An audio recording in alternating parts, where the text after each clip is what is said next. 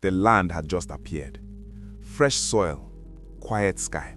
But something inside the mist was already moving. Not wind, not river. Something watching Orumila. Something that did not come to help creation. And that was when Orumila knew the world would not begin in peace. The land was quiet, but it was not empty. The fresh earth that Orumila touched was still warm, like a child that had just opened its eyes to the world. Soft mist moved slowly across the ground, and the new soil carried the smell of life that was just beginning. Orumila stood still for a moment.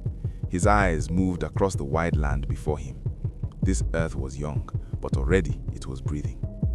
He bent down again and pressed his fingers gently into the soil. He closed his eyes for a short moment, listening, not with his ears, but with the deep wisdom inside him. Then he spoke quietly. This earth, it is alive. The wind moved gently across the land, carrying the sound of distant water and the whisper of trees that were just beginning to grow. But something else was there too. Orumila slowly raised his head. Inside the moving mist, something shifted. At first it was small, just a shadow inside the fog. But the shadow did not move like ordinary wind. It moved like something that was watching. Orumila stood up slowly.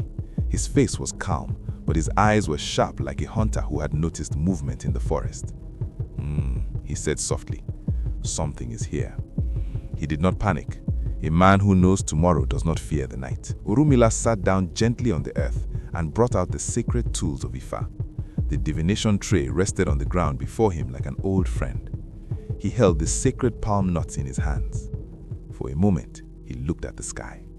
Then he whispered quietly, "Olodumare, show me what the eyes cannot see." The palm nuts fell softly onto the divination tray. Orumila studied the marks carefully. His face became more serious.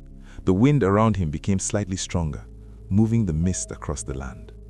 Far above the young earth, in the quiet space of the heavens, Olodumare watched. Beside him stood Obatala, clothed in pure white, calm and thoughtful. Ogun stood there too, strong and silent, his iron tools resting by his side. They looked down upon the earth they had sent life to. Obatala spoke gently. "The earth has opened its eyes." Ogun crossed his arms and looked carefully. But every land that breathes will also face its test. Olodumare did not speak immediately. His eyes were steady as he watched Orumila below. Then he said calmly, "Let wisdom speak first." Back on the earth, Orumila lifted his head from the divination tree. He had seen enough. The signs were clear. He stood up slowly and looked again into the moving mist. The shadow was still there. Now it was clearer, standing quietly like a stranger who had arrived too early. Orumila spoke in a calm voice. "This earth is new, but every new road will meet both friend and stranger." The wind blew across the land again. The mist slowly moved aside for a moment, just enough to reveal the shape of the silent figure standing in the distance. Neither of them moved. For a few seconds, the young earth held its breath. Orumila folded his hands behind his back and spoke again. "A wise man does not run when he sees a shadow. He first asks the shadow why it came." The land remained quiet, but deep beneath the soil, the new earth continued to breathe.